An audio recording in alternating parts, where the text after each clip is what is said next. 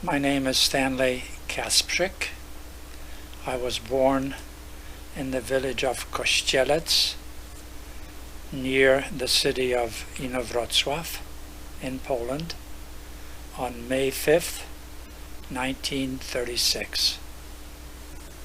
My mother was Zofia Niszałkowska. My dad was Walenty Kasprzyk. I had 3 brothers. The oldest one was Ted Tadeusz, Andrzej Andy, and Jerzy George. Here are some of the tidbits that my mother would relate to us, and I can still remember. When my dad was about 20 years old, he was a teacher in the same village where my mother grew up. That was the village of Annowo.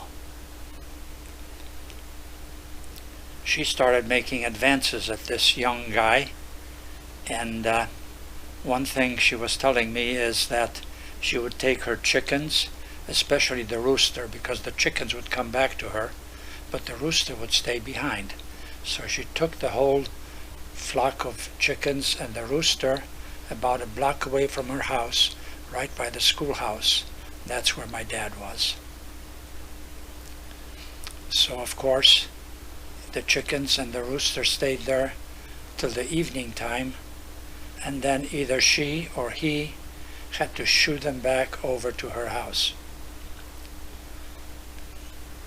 So, but this young teacher, to get a better position in the school department, they couldn't do that for a single guy, but if he was married, they would be advanced much better. So that was one of the reasons probably why my dad married fairly early. So in 1927, Mom was only 18 at that time, they decided to get married. Being married now, he got a real good promotion to principal and moved to the village of Srebrna Góra. There, the Srebrna Góra was near the city of Żnin. There they had 3 children, Ted, Andy, and George. Soon thereafter, he really got promoted and moved to the village of Kościelec, near the city of Inowrocław. The year was 1933. In Kościelec, they had a house which was attached right to the school. And in 1936, that's where I was born. So, this is a photo of the family. I'm the little guy in the... Yeah, okay. That's me, 3 years old. So, and Ted, so this was in June of 1939, where Ted went to his first communion. Then this is George, this is Andy, and Mom and Dad.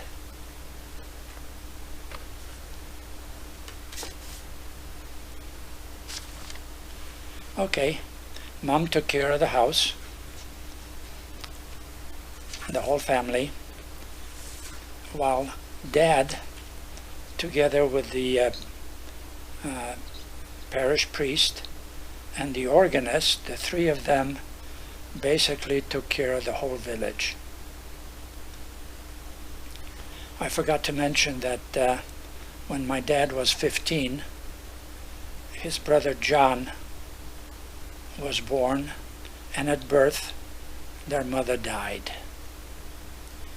So John went from family to family, but basically nobody would really want to take care of this little kid. And that's probably one of the reasons why my dad got married a little bit early, and Dad and Mom decided to take care of Uncle John from that point on. So is this Uncle John who we knew? The same Uncle John. Arizona. Yes, Okay. he was 15 years younger than my dad. He was born in 1919. In Poland, they actually put the date first and the month later.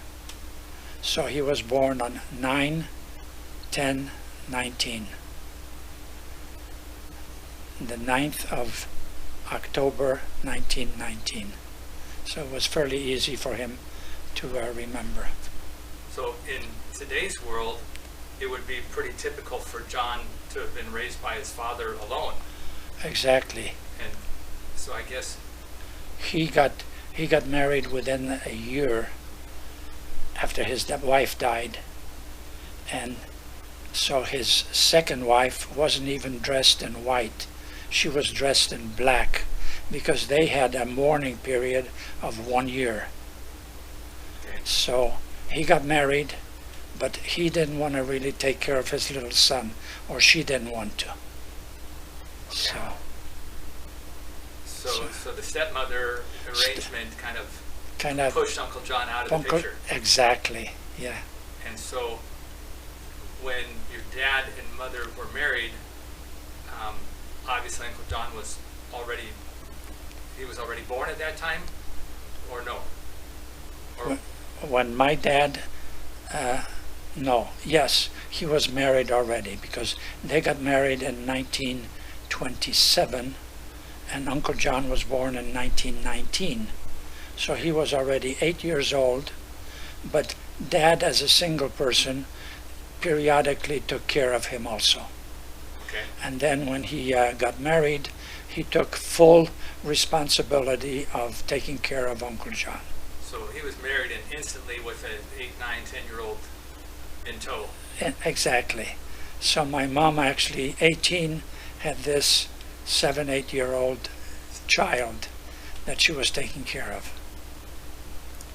So, and somehow Her brother-in-law. she managed, yeah. Yeah, so the 8-year-old, but that was her brother-in-law. Yeah. So typically I was dressed in short pants, like you see in that picture, and to make sure the pants and the shirt didn't get too dirty, my mom would put an apron on me. So I was running around every day with the apron. We had a beehive, and one day I went over to the beehive, scooted all the bees into my apron, put them like that, went into the house and showed them to my mother. And she couldn't believe it, okay? A whole bunch of bees, and not a single one of them stung me. So, and then of course after she saw them, I went outside and let the bees go. So, maybe no other animal touched me also, so I was always lucky. Never got stung, never got bit. Okay, in 1939, a big war broke out. That war was World War II. And the reason it was called the World War is because most of the countries in the world were actually involved. My dad was drafted into the army, and Uncle John was captured by the Germans and put into a labor camp to help the Germans in the labor camp.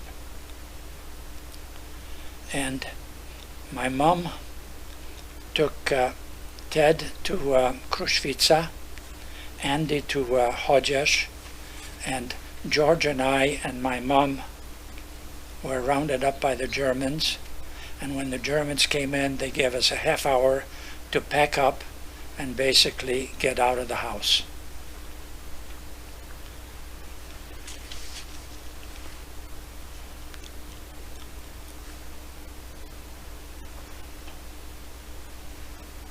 So basically my mom then packed all of us into whatever little 1 or 2 suitcases, and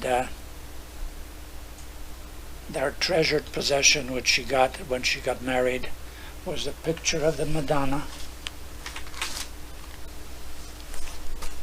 which was like this. Okay, Not like this. This is the original. This is the original. And now I recall also when we visited Poland in the year 2000 or 1999, whoever was standing up to the wedding or taking Mom basically to the wedding, they also had a picture like that. And I forgot to write down exactly who it was, because that family has exactly the same picture also in Poland. So it's a shame that I didn't write it down at that time.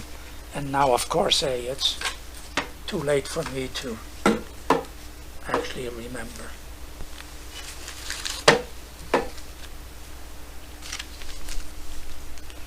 So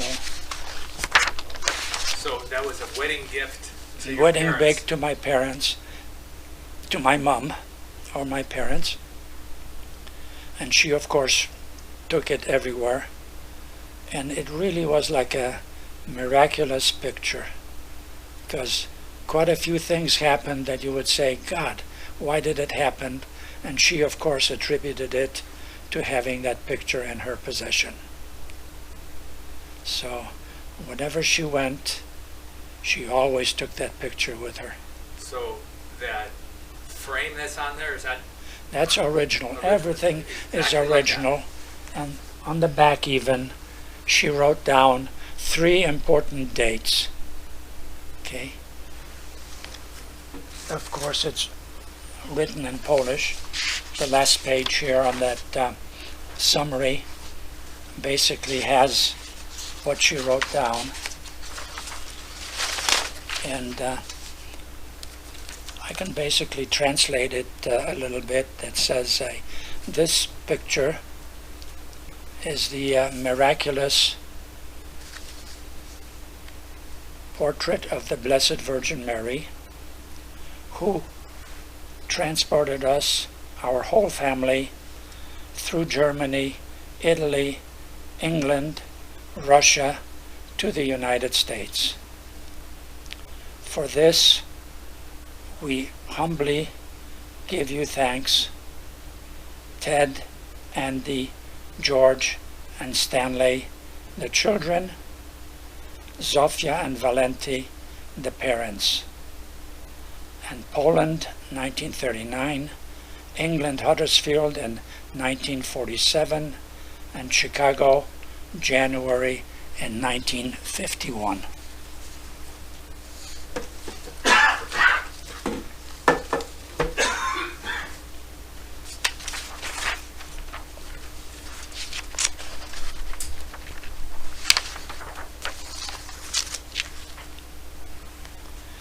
So when the Germans came in, they put us on the cattle car, which was bound for Russia. And when the car got to the Polish-Russian border, everybody was told to exit and go on another plane that was on the Russian side. My mom, however, told us, hey, George and Stanley, you guys lay down on this cattle car. She covered us up with the straw. She did the same thing with the suitcases and covered herself with the straw also. So when the inspectors came, opened up their wagons and looked inside, they couldn't see anybody, and the train went all the way back to Poland, to the city of Poznań. Well, in Poznań we had many, many relatives, basically from my dad's side. We had Ciocia Józia, we had Uncle Stanley Kasprzyk, and we had another ciocia where we lived many, many months with her, Ciocia Maria, which was my dad's sister, with her husband Gierke, and Stefan, his name was. He was, I think, a bus driver. And the other uncles that you had there, they were on your dad's side? All on the dad's side. So Uncle Stanley was my dad's brother, and Ciocia Józia was my dad's sister. So after 2 years of kind of going like this, from relative to relative to relative, nobody else could cope with us. Because at that time, you had to have food stamps to actually buy food and to stay in existence. Well, we didn't have any food stamps. We were not registered. So my aunt couldn't cope with it anymore. So after 2 years, my mom took George and I to the German Gestapo, and we finally got registered. So he treated us like completely human beings. We heard all kinds of weird stories that they would push out people out the second-story window. They fell on the cement sidewalk, and of course they didn't stand up. Well, with us it was different. And then he asked, where would you like to go? Since her brother was by Chodziesz, his name was Stanley Story, so she says, hey, we'd like to go by Chodziesz. So he says, okay, you go to a village next 2 miles away from Chodziesz. The village name is WWII. And that I remember now. So in WWII, we were already registered.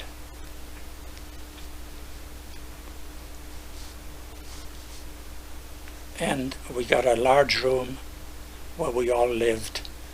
Ted came back, Andy came back, and Mom would milk the cows for the farmer.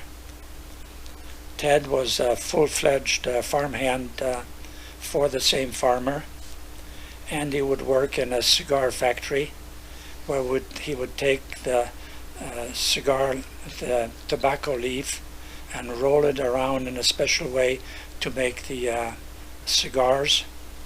And George would take care of the cows and took them out to the pasture for the full day, making sure that they stayed only in the pasture and didn't get into any potato fields or any wheat fields. I was 6 or 7 years old, and I was allowed to play. So my daily chore was to peel the potatoes, put them in a pot, boil them every day, so that the potatoes boiled would be ready for the whole family to eat on a daily basis. I recall the general toilet was outside, and of course my mother didn't want us to go outside in the middle of the night, so she put a bucket of half full of water in the middle of the room. And I remember the mousetrap would snap. I had to go out, get the mouse out of the mousetrap, flip it into the water, and reset the mousetrap so it would be ready for the next one.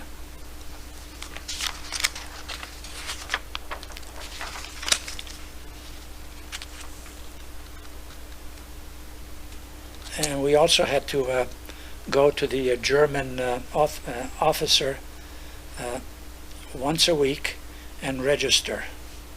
And that became my weekly chore. I remember doing that. Because I remember when the war ended, I came back with this registration paper, jumped out the window, ripped it in half and say, hey, we don't have to do it anymore. That I distinctly.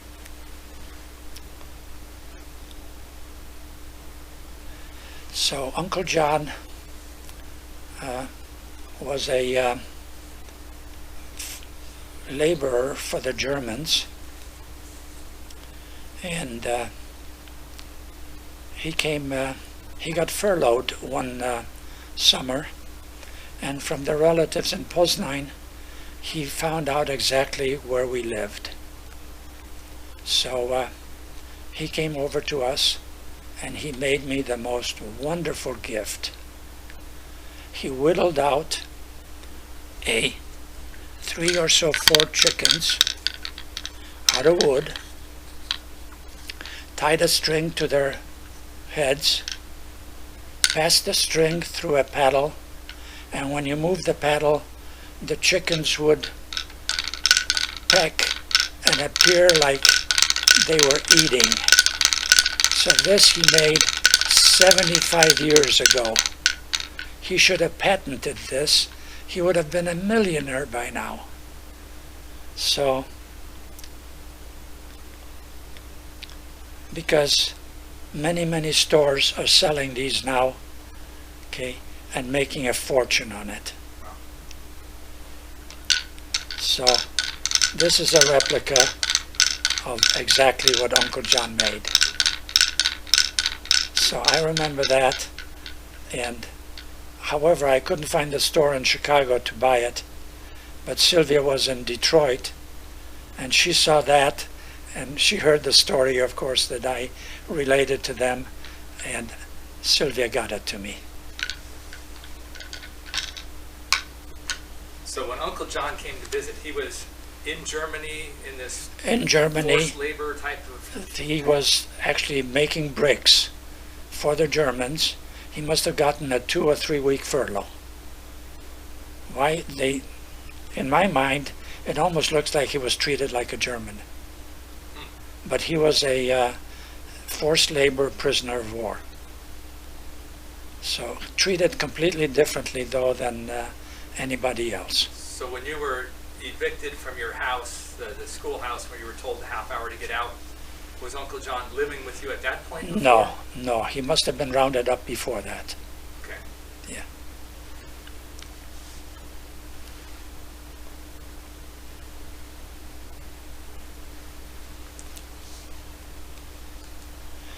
Okay, at the end of summer of 1943 or 1944. Okay. So earlier you were talking about Uncle John being forced into this labor camp of the Germans. Can you explain how long he was in this camp and how he managed to get released or escape from it? The way I recall Uncle John saying is he was making bricks, and he was doing that all during the war. So he stayed there in that spot all the way till the war ended.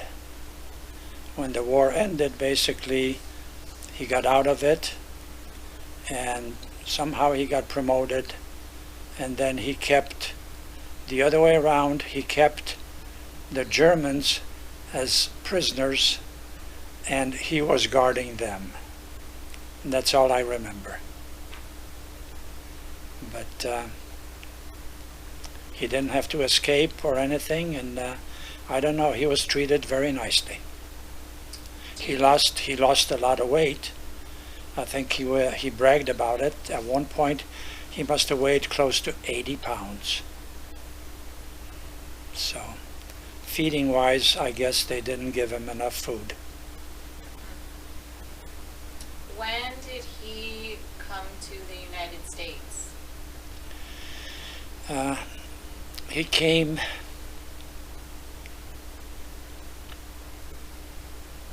probably around,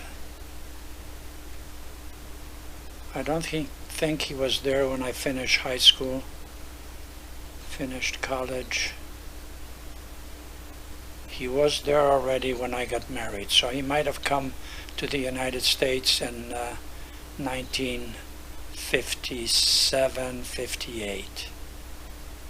Because I remember when I got engaged, I needed some extra money to buy the engagement ring. So he loaned me some money, and I bought the ring. Of course, I paid him back.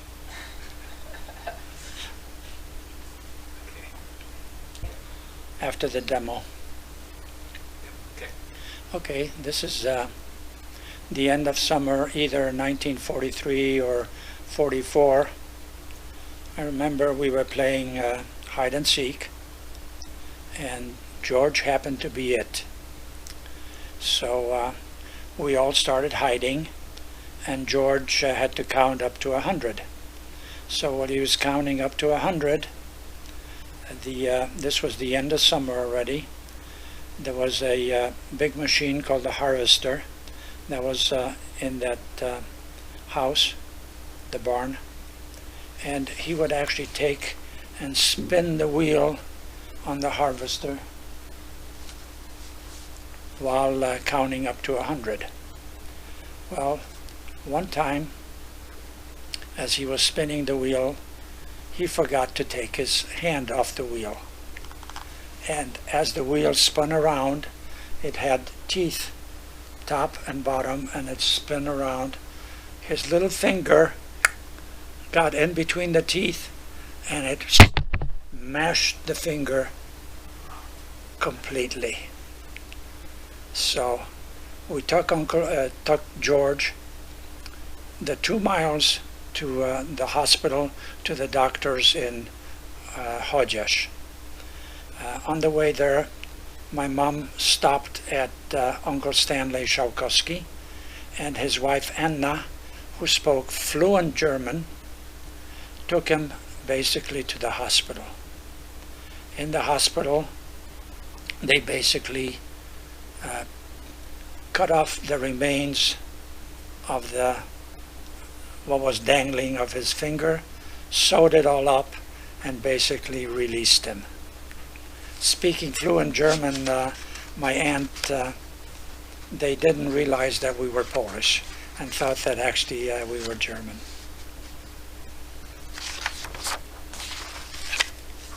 Also, I remember one winter, Ted came home and he couldn't take his shoes off. They weren't frozen to his feet, but the shoes were stiff, and my mom had to boil some water while he had his feet in a pan. She would pour the boiling water into the pan to soften the shoes, and finally she was able to open the shoes, get his feet out. I don't know how she did it. She nursed his feet, and there were no side effects at all. Also, I remember a story about Andy. He came home one time, his back was bleeding because he was whipped by a belt buckle by the foreman at the cigar factory. So either Andy was goofing off or screwing around or whatever, and he was whipped. So Mom saw the blood coming out from his back. She grabbed Andy and basically says, "Hey, let's go back to the foreman." So she went over there, and instead of the foreman's wife answered the door. So she saw Andy's back bleeding like that, and she sided completely with my mother. So both of them now, the foreman's wife and my mom, they ganged up on the foreman and really chastised the hell out of him. So Uncle Andy, I think from that point on, had a fairly cushy job at the cigar factory, and he worked there till the end of the war. Okay, George worked at the on a pasture, taking care of the sheep. The pasture basically was covered with grass. However, underneath the grass, underneath the pasture, the ground was not regular dirt, but it was called, in Polish, it's basically torf. In English, it would be called peat. So, and peat was used instead of coal in any fireplace or whatever, and we used it in our pot-bellied stove to heat the house.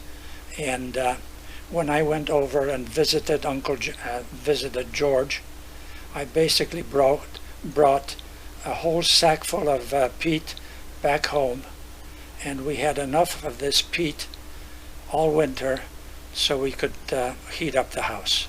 So how did you gather the peat, or how did you? Basically dug it up either by whatever little shovels, or almost like, it was soft dirt, okay, soft peat. I don't remember whether we had a shovel out there in the field or how, but basically scooped it out, made almost like the shape of a brick, stacked it up, put it in a sack, and I brought it home.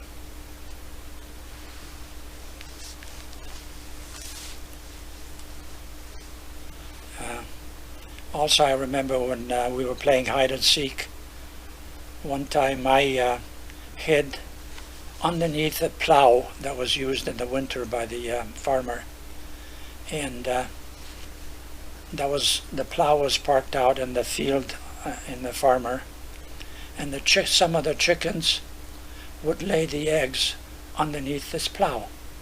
So I hid in there, and I saw this pile of eggs, and I brought it all to my mother. She segregated them, marked a couple of them, and says, "Hey, put them back into the same spot." And sure enough, the chickens would come. They went to the spot where the couple of eggs were marked. They would lay the eggs, and from that point, we had fresh eggs to eat every day. So that concept, I guess, was you didn't want to take all the eggs. Yeah, exactly, because maybe my mother knew that if there were no eggs, the chickens would realize and go somewhere else. So you had to have some telltale sign for them. They lay the eggs right here. And so I wouldn't bring back the spoiled, the old eggs back home. That's why she marked a couple of them. And the chickens didn't realize that. They kept laying the eggs right on there in the same spot. Well, maybe also for the farmer too, in case the farmer He knew didn't. that He there didn't. were eggs He didn't there. know, because when I first went underneath there was a whole pile of eggs. Still remember that. So that must have been in 1944. So I was 8 years old. And Mom every day would have to milk the cows. And when she was doing that, she told me at what time I should go over there to her with a canister, and she would take some of the milk, pour it in the canister, and we also had fresh milk every day.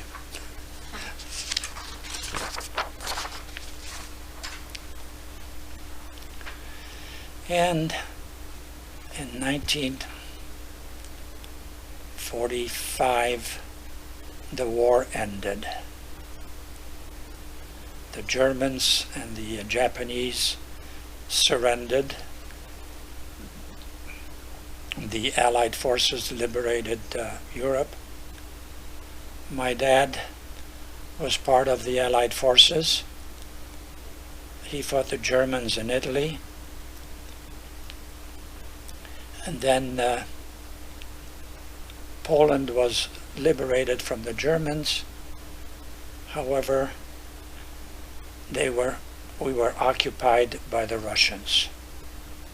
And a year later, things did not get any better. So my dad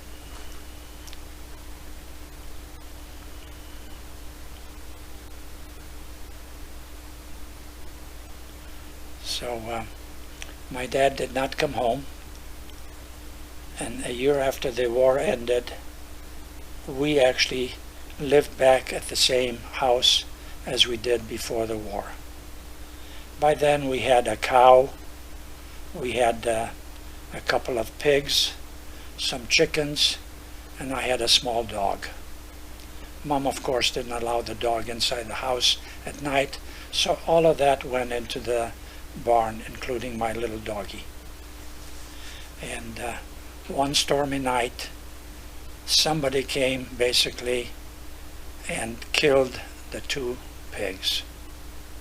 So the next morning, when I went into the barn, I saw the pigs were gone, and then, to my amazement, the cow was pulling straight back on the chain that she was chained into, and there underneath by the cow, my doggie was killed also.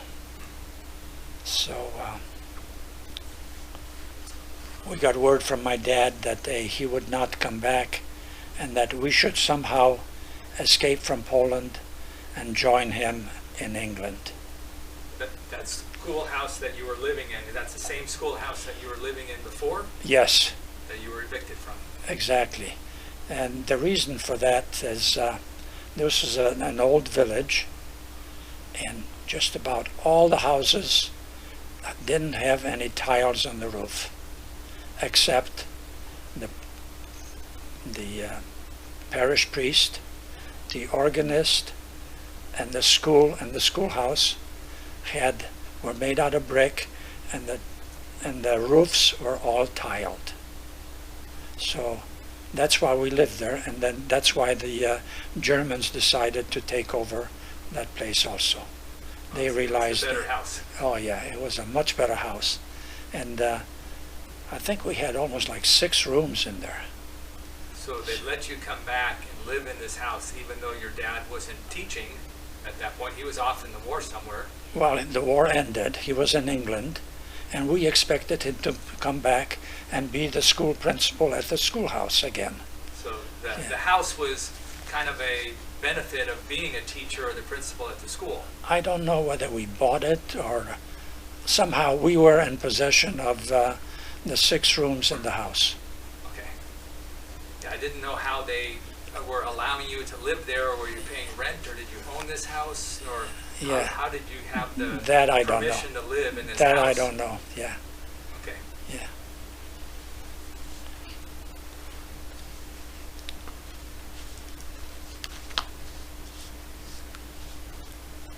So when we were told by Dad that he would not be coming home,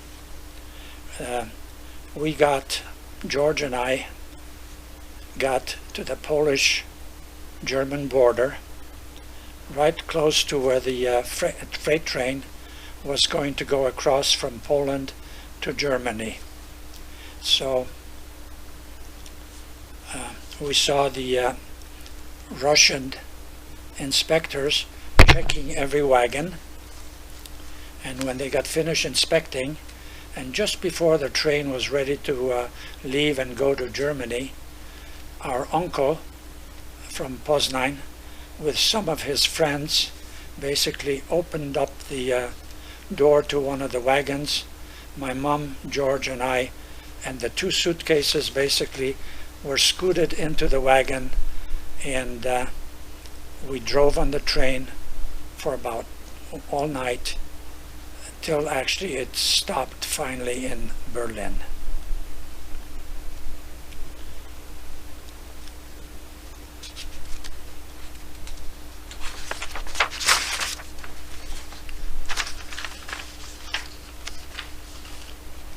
So in Berlin, we basically wanted to go to the house that we were supposed to meet, and we could see on the way Berlin was a big, big city.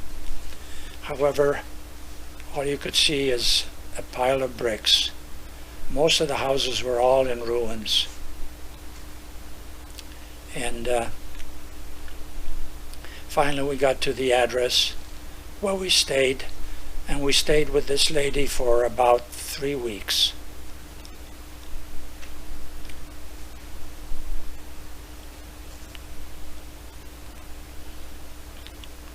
And after 3 weeks, we gave whatever money to the lady that was keeping us. And she came back one day and she says, hey, that night they bribed the sentries on the bridge, and we would all cross from the Russian side to the American side in Berlin over a bridge. And there we were at midnight, close to 300 other Germans. We all started marching, and we could see the bridge out in the distance. Everybody was almost cheering, another few minutes, we would all be free.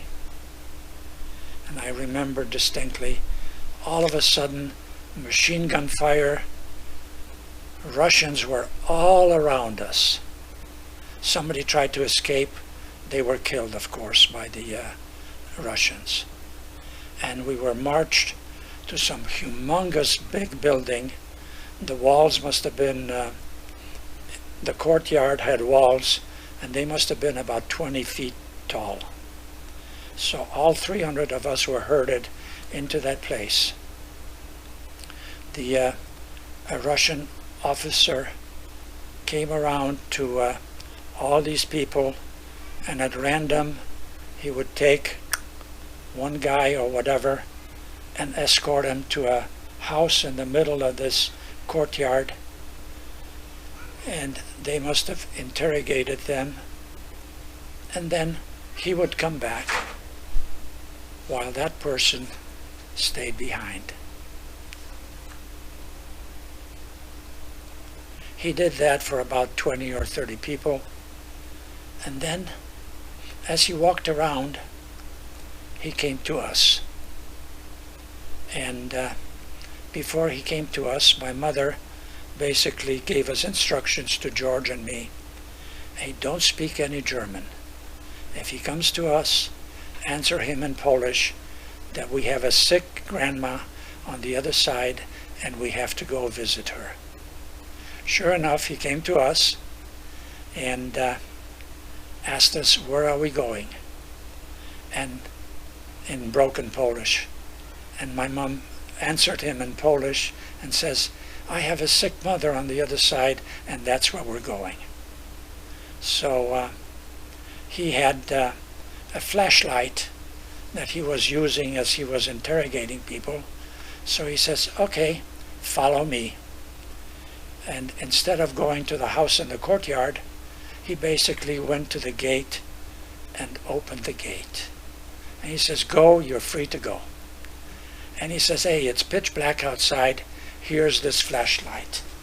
So this is a copy of the flashlight he gave us. And basically, as you squeeze the flashlight actually would shine. And that's what he gave us. So this is a replica that you can now go to certain stores and you can actually buy it. Doesn't use any batteries, makes a lot of noise, and that's what we got.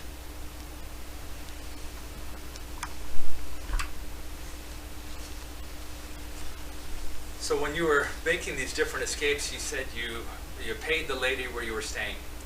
Where were you getting money from after all of these years? Yeah, okay, I forgot to mention that in here. Many people returned from England.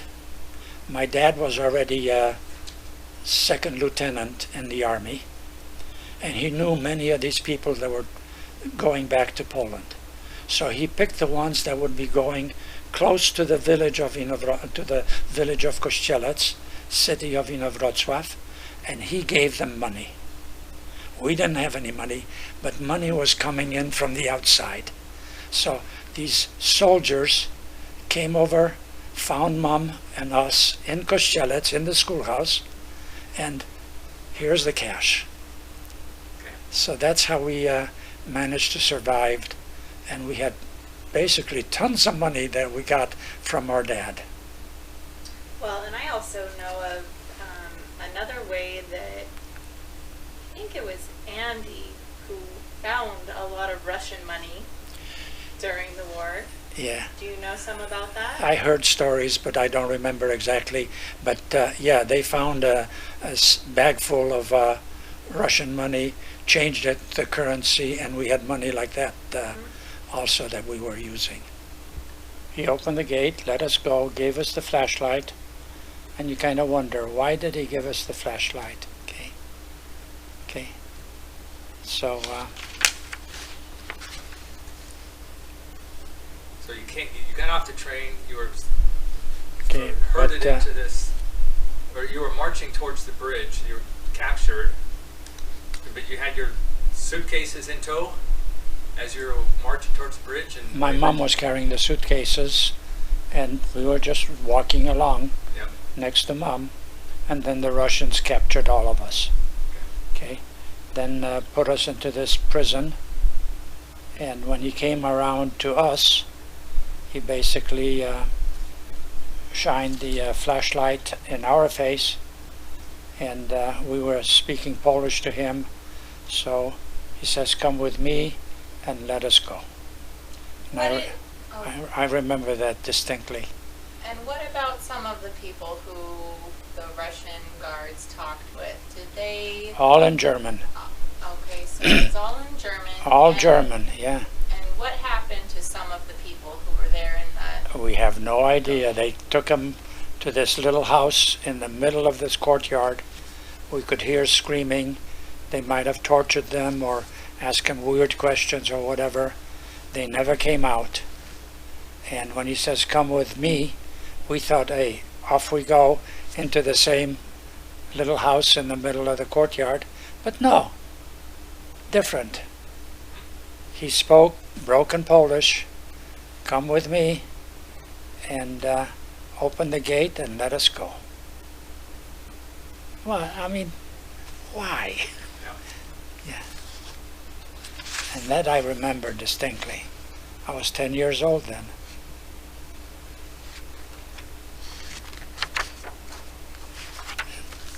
Yeah. So he let you through the gate, and you started heading towards the bridge that you were originally Okay. going towards, or Yeah, where initially did the you same continue bridge to? that we were going to, and lo and behold, some other Germans came out of the woodwork, you might say. They didn't get captured. It was only a small group, 15, maybe 20 at the most. And they says, hey, don't go across the bridge anymore because they changed the guards on the bridge, and these are different guards, and they won't let you through. So another guy says, hey, I know a way around that we don't have to go over the bridge.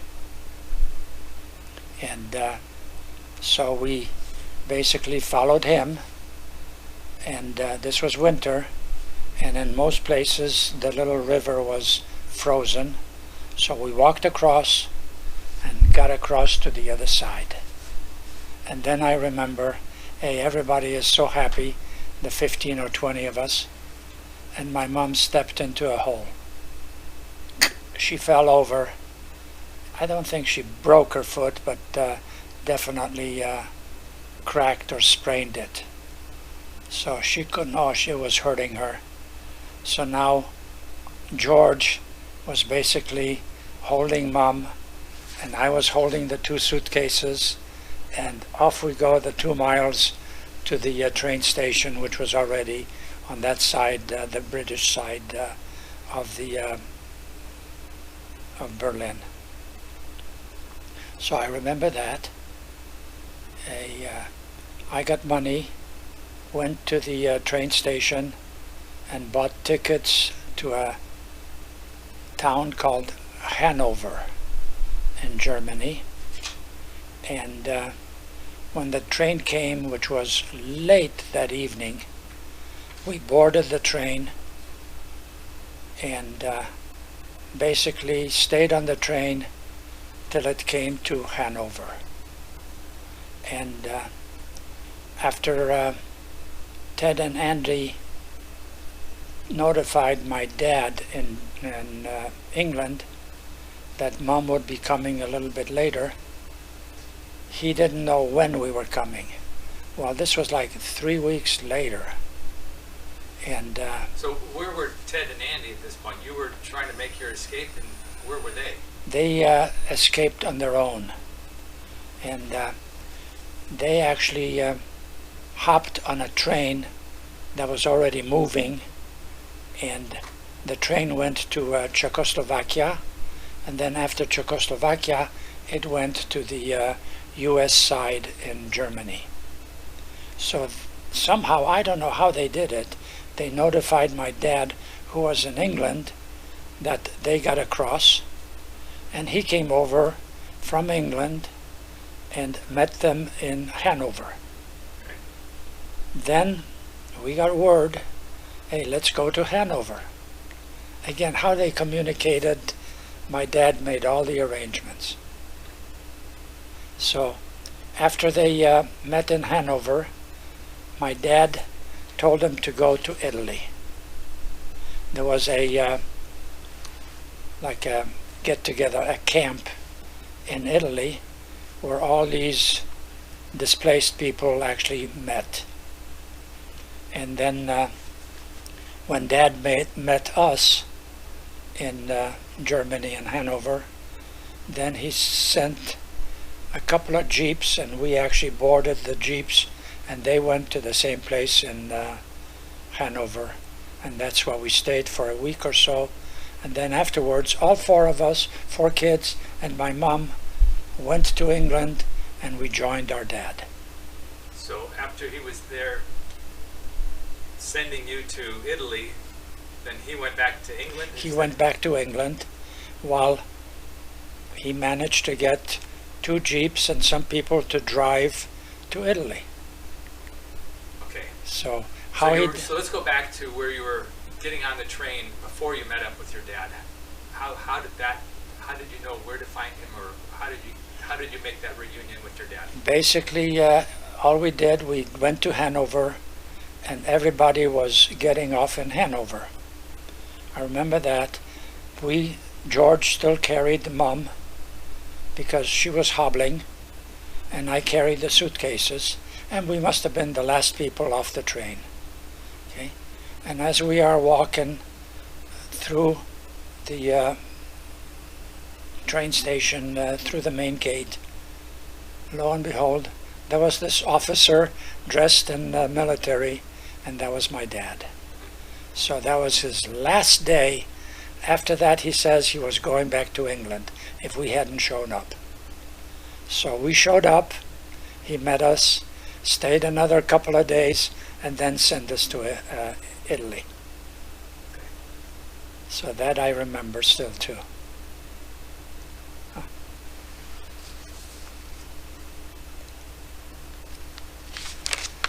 Okay, so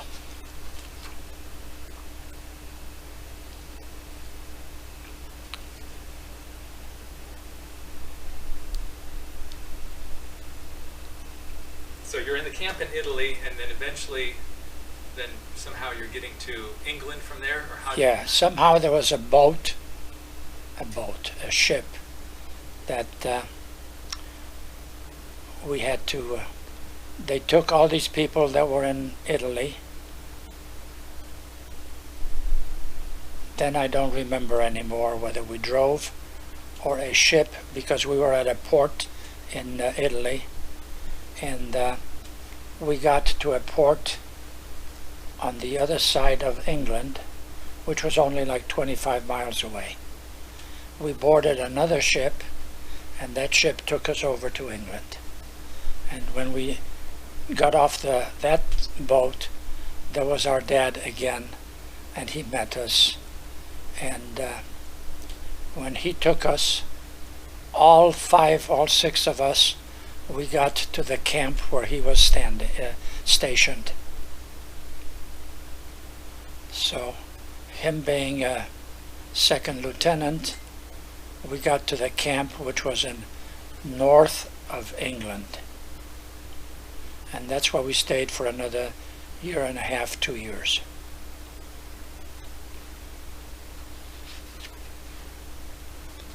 When we got to England, my dad realized that, hey, here's his family, and none of us could fluently read or write in Polish. So we had... In English? No, Polish. Oh, in Polish. Yeah. Oh, we couldn't speak English at all. So, but here he is. We could speak German fluently, and broken Polish. So him being a schoolmaster in Poland, lo and behold, every hour, every day, for 1 hour, we had Polish lessons. And this was in the barracks in the military camp. In that military camp, I remember the generators would go out fairly often. So one day, Andy and George rigged they had the toggle switches for the lights. Didn't have push button switches like here, but the old-fashioned ones. And they rigged up a piece of string so that when they pulled the string, it clicked and the lights went out. I remember that. We're having Polish lessons. We had enough of them, and this was in the middle of evening, They pulled the string. Oh, my dad says, gosh, the generator went out again. No more Polish lesson tonight. Okay, so he opened the door, walked outside, but gee, the neighbors across the street, neighbors on the left, neighbors on the right, they had lights. So he flipped the switch in our house, and that's when he noticed the string. And oh, he says, back again, and we had Polish lessons for another hour.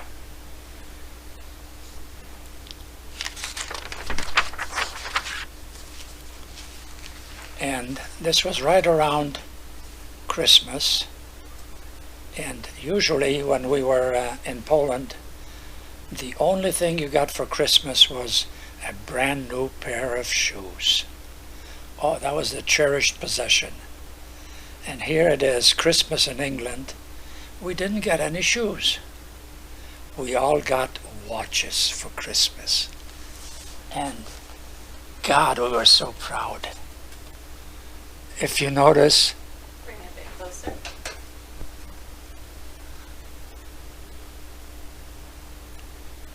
Dad had a buddy who always carried a camera. And he took a picture of us.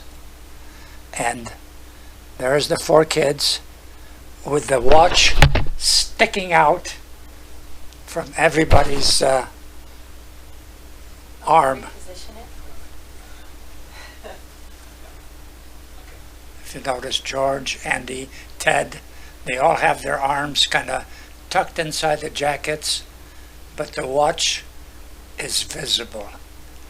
Mine, for some reason, is hidden by the black jacket, but I had a watch also. So did you see him? Yep. Mm-hmm. Okay. So that was 1946.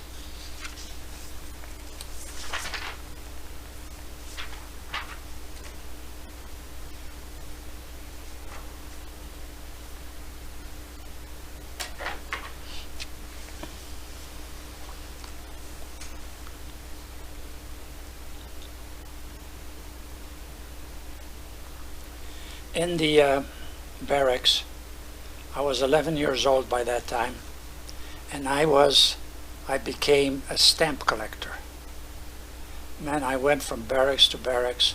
Every soldier in the world, there must have been 2,000 of them, and I asked for if they had any envelopes with stamps on them. Oh, they went into their suitcases, pulled out their envelopes, and I got tons of stamps from prior to 1946. And they gave them to me. They cut them out from the envelope, gave them to me, and I learned how to wash the stamps off the envelopes and put them into an album, stick them in there, and I still have the envelope and those stamps till this day. So if you know of anybody that's collecting stamps, I have stamps from 75 years ago that I'm willing to share or give them to. But it's got to be somebody from the family. I don't want to give them to strangers. And of course, if I took them to a stamp collecting, they'd probably give me a penny or so each. And these are cherished mementos.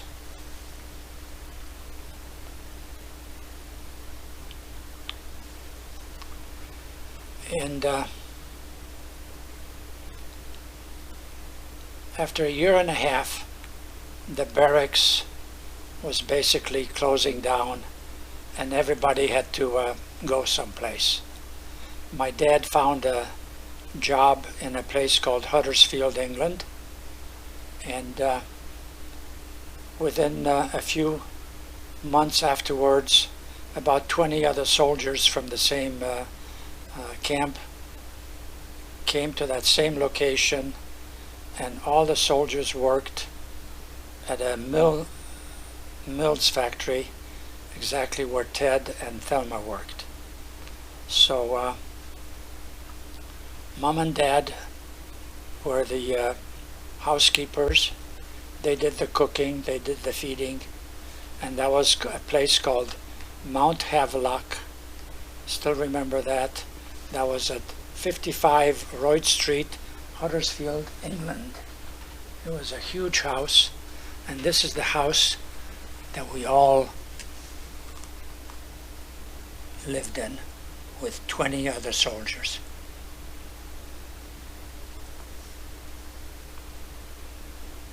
It's a big house. Big house, many rooms. So I went to school about a mile away. I walked there and befriended the school principal. My dad talked to him. I don't know, he knew English. And two school principals basically talked to each other. So I got a very good position at school. Within about a year, I graduated from that school to another school, and that school was called Royds Hall Grammar School. Everybody had a uniform, everybody had, and this is the beanie that I had. So I had to wear that hat. Royds Hall Grammar School, Royds Hall High School, I guess. And went there till we actually left England and came to the United States.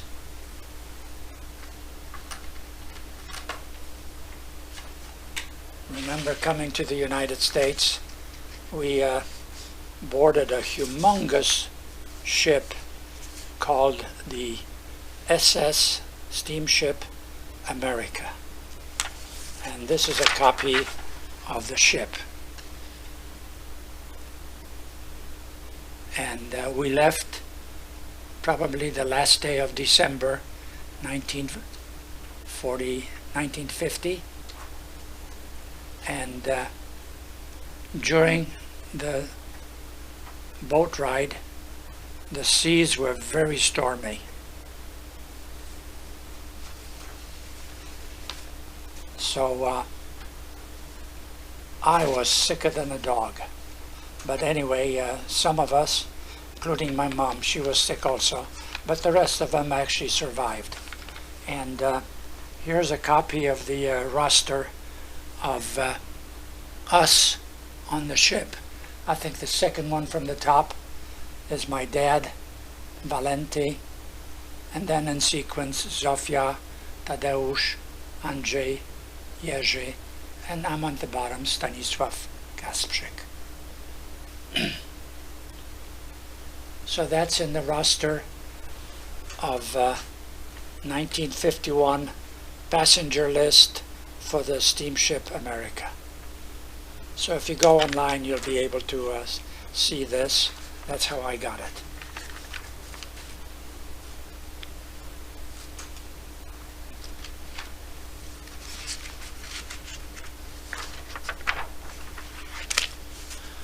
Okay, in the United States, the reason we got so quickly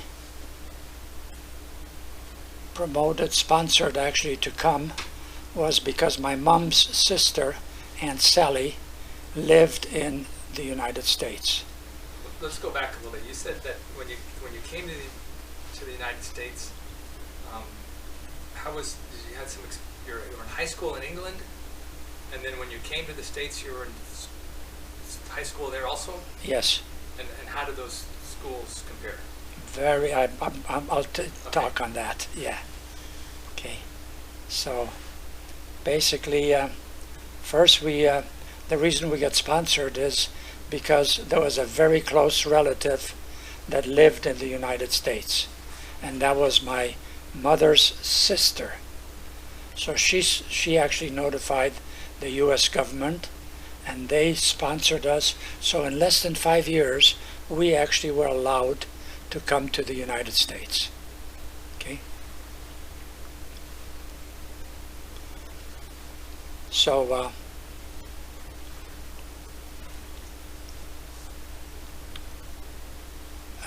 Aunt Sally basically wanted us to live on a farmhouse. So she bought a farmhouse and land in a place called Allegan, Michigan. And we lived there for a little bit, and nobody wanted it. So we says, hey, let's move to Chicago. We lived with Aunt Sally for a few weeks, and that didn't work out at all. So my dad, within a few months or so, bought a house in Chicago. My aunt lived on the south side. My dad bought the house on the north side. So we lived on 1226 North Maplewood Avenue. So I went to high school in the United States, and I was still in 1951. I was 15 years old. So when we first came to the United States, in Allegan, I went to high school. I was a freshman. When we moved to Chicago and lived with Aunt Sally for a few weeks, I went to Kelly High School, and I was a freshman also. Then when my dad bought the house on Maplewood Avenue, I became a junior. So I jumped from 2 grades. Yeah. Wow. And you know, life was so easy as a junior, because in England, going to school over there, I must have been equivalent to a freshman, maybe a sophomore at the most. I don't remember anymore. Okay. We had typically the whole day was full. We must have had like 12 subjects a week, repeating it over and over again, everything, math, Latin, all kinds of stuff. And when we came to the United States, basically what did you have? 6 subjects every week. Life, like I said, life was a piece of cake. So finishing high school, I graduated with honors, so to speak. I got a scholarship because again, the tests were fairly easy, and the school was called Fournier. That was close to Lemont, Illinois. However, that school didn't last long. In 2 years, they shut it down. Okay, so I wanted to ask about the farm in Michigan. So this was Aunt Sally's and place? Sally bought it for us. Okay. I don't know whether my dad then paid her off, paid her back, but later on it became our farmhouse. Okay. And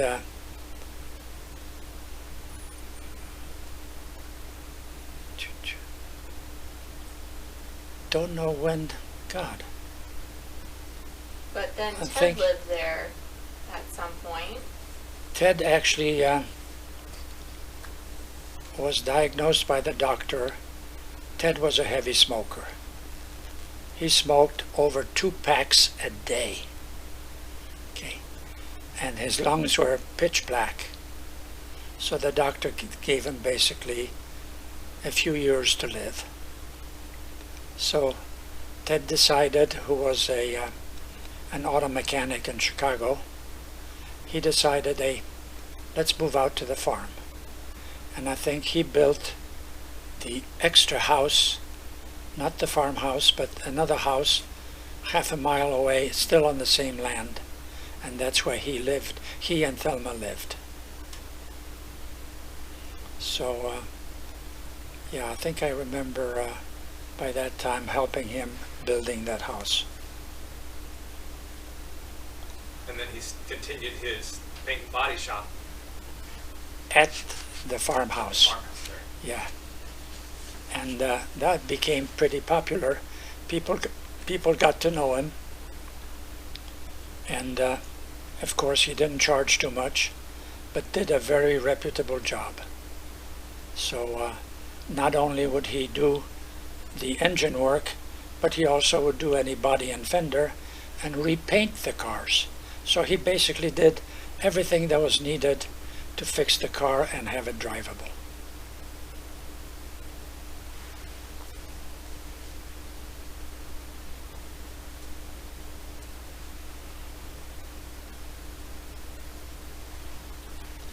So you were going to this college on scholarship, and it shut down after a couple of years. So you were going there. It was a very small class. They only selected 28 people in every class. So the college had, and it was a 5-year curriculum. So there were 28 people in each grade. Okay, so I was in the finished the 2nd grade, and there were only 28 people. So, like I say, it wasn't humongous, wasn't as big as Brenna's last night. Okay, this was about a third or a fourth of that. No, I mean, the whole class had only 28 people. That's it. Yeah. So, in June of 1958, I finished the college in Chicago, and the college I went to was IIT, Illinois Institute of Technology.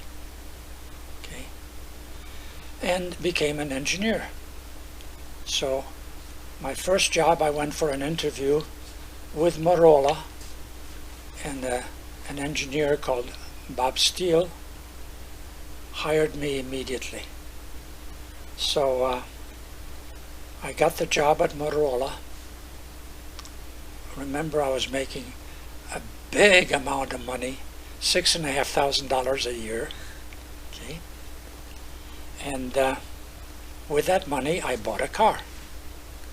It was a brand new 1958 Mercury Turnpike Cruiser, 4-door, all white.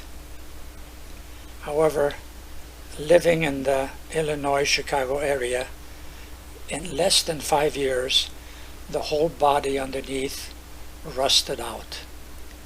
You could have stuck your feet through the baseboards there and used them as brakes instead of the brakes on the car.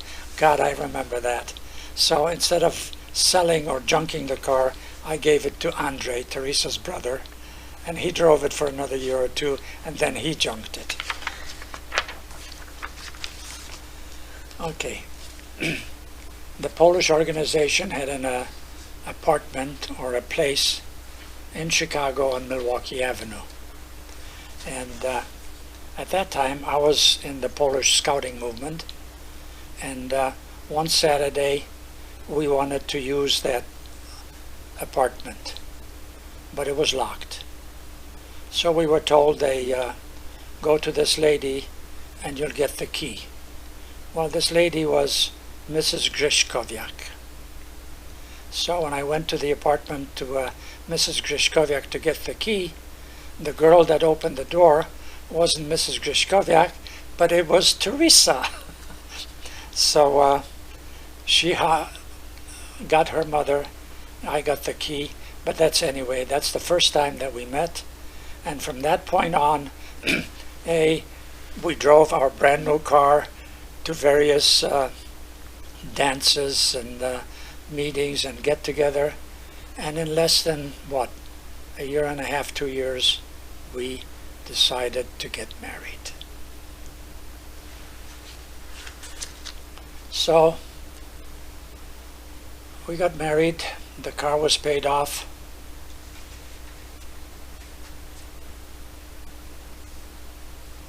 and where'd you go on your honeymoon? And for the honeymoon, lo and behold, we drove all the way to Arizona, and that's the first time we saw the Grand Canyon. So besides that, then we must have visited the Grand Canyon without exaggeration. By now we must have visited it about 40 times. Everybody that came over, anyone relative from Poland, from anywhere, if they wanted to see the Grand Canyon, we drove them there. And we knew the route, we knew where to stop, we knew how much to spend on the Grand Canyon 2 hours was enough. So we drove out in the morning, came back in the evening. Oh, about 40 times, I remember that. Anyway, after we paid off the car, we bought a house at 4740 West Deming Place in Chicago. And being of Polish descent and having a bunch of kids, I told to the wife, hey, as the kids were growing up, let's have a scheme on how we're going to name the kids. So I says, hey, use our last name, Kaspczyk. Let's name the kids with the first letter of the kid's name to follow our last name. So that's how it was. Karl had to be spelled with a K because the name had to be the same, with the same letter in English as well as in Polish. That was a must. So Karl became a Karl with a K, then Anthony, then Sylvia, then Paul, then Regina. But for some reason that we had enough. So we quit and didn't have any more kids. What are the translations for each of their names Karol, in Polish? Karol, Antoś, Antoni, Sylwia, Paweł, and Regina. So they almost sound the same in Polish as in English. And that was the scheme that we used, and it was very nicely done. And Motorola at that time was on about a mile and a half away from where we lived. It was on the corner of Cicero Avenue and North Avenue. So it was close enough that occasionally I could walk to work instead of driving to work. When I was working there, quite a few years now, the officials from Motorola came over and they announced that Motorola would close the military branch located in Chicago and relocate everybody in the military branch in Scottsdale, Arizona. When they announced that, I remember my wife's hand was the first one up. We want to go. So sure enough, not everybody wanted to go, but about 90 or 100 people decided to go. So, and Motorola was so good to us.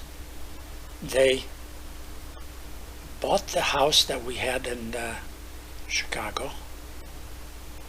They helped us buy a house here in Scottsdale, and then helped us move, completely paid for all the moving from Chicago to Scottsdale.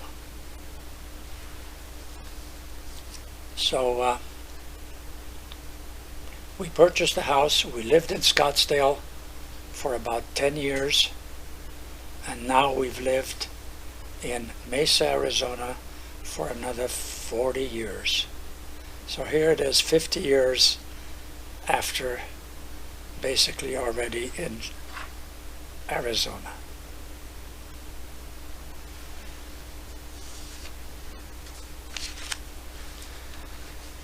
And that was life.